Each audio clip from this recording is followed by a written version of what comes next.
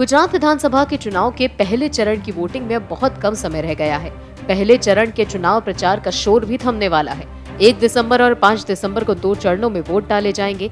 चुनाव में इस बार भारतीय जनता पार्टी और परंपरागत प्रतिद्वंदी कांग्रेस के अलावा गुजरात में आम आदमी पार्टी भी अपनी दावेदारी पेश कर रही है। लेकिन केजरीवाल के लिए गुजरात से अच्छी खबर नहीं आ रही है।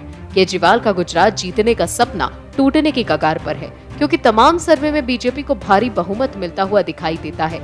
गुजरात चुनाव से पहले हुए आखिरी ओपिनियन पोल्स में भी बीजेपी बाजी मारती हुई दिखती है।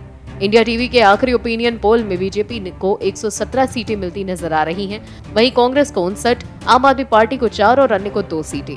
गुजरात में दलित वोटर किसके साथ है, ये सवाल भी किया गया, जहां बीजेपी को 48%, कांग्रेस को 41%, आम आदमी पार्टी को 8% और अन्य को 3% वोट मिल रहे हैं। यानी दलित वोटर्स के मामले में भी बीजेपी बाजी मारती दिखती है।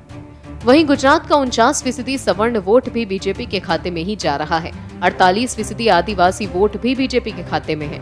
वहीं एबीपी वोटर के फाइनल ओपिनियन पोल में भी बीजेपी के लिए खुशखबरी है। एबीपी वोटर के फाइनल ओपिनियन पोल में बीजेपी को 55%, कांग्रेस को 22%, आम आदमी पार्टी को 15% और बाकी को 3% और त्रिशंकु को 2% लोग जिताना चाहते हैं।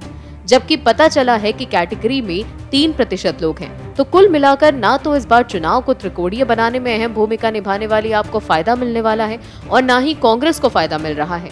ताजा सर्वे में भी बीजेपी जीतती हुई नजर आ रही है।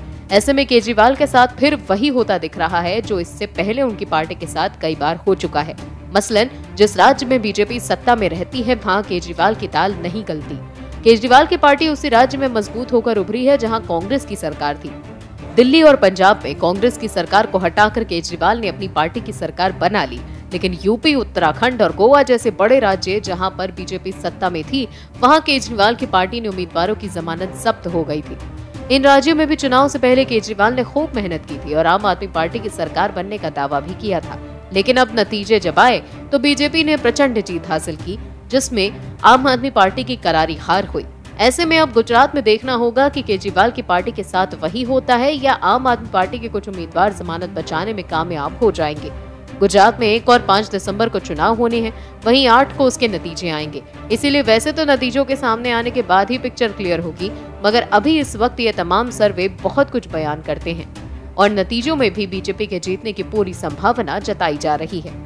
और भी वीडियोस देखने के लिए चैनल को सब्सक्राइब करें और बेल आइकन को दबाएं।